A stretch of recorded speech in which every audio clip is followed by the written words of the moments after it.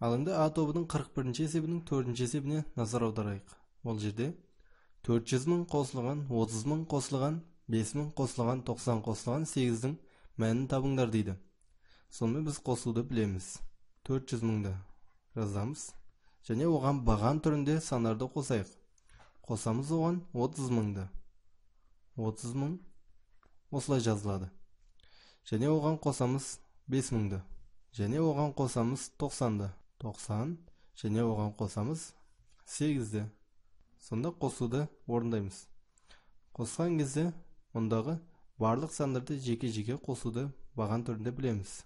Сонымен баған түрінде осы сандарды қосайық. Сонда 0 қосылған 0 қосылған 0 қосылған 0 қосылған 8 бізде 8-ді береді.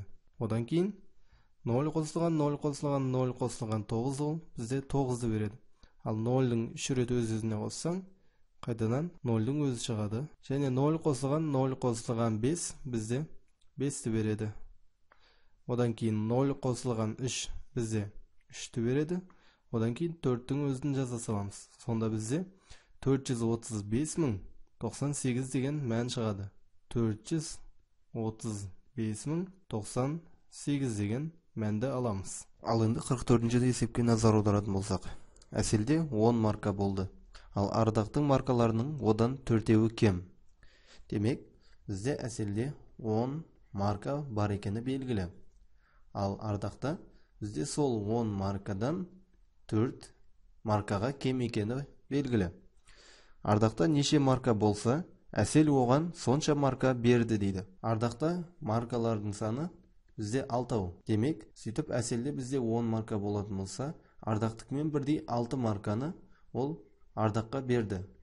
Сонда өзінде 4 марка қалды. Ал ардақта болса, бізде 6 марка бар еді. Оған қосамыз әселден алған 6 марканы. Сонда ардақта дәл қазір 12 марка бар. Әселде неше марка қалса, ардақ оған сонша марка берді дейді. Әселде бізде 4 марка қалдыған болатын. Сондықтан ардақ өзінің 12 маркасынан бізде әселге 4 марка берді. Сонымен 12-ден азайтамыз 4-ті. Бізде ардақта 8 марка қалды дәл қазір. Ал өзінің 4 маркасын әселге бергендіктен, бізде әселде 4 марка бар еді. Оған қосамыз 4 марканы ардақтан алынған. Сонда бізде әселде де 8 марка қалды. Сонда ардақта неше марка қалса, әселде сонша марка болды дейді.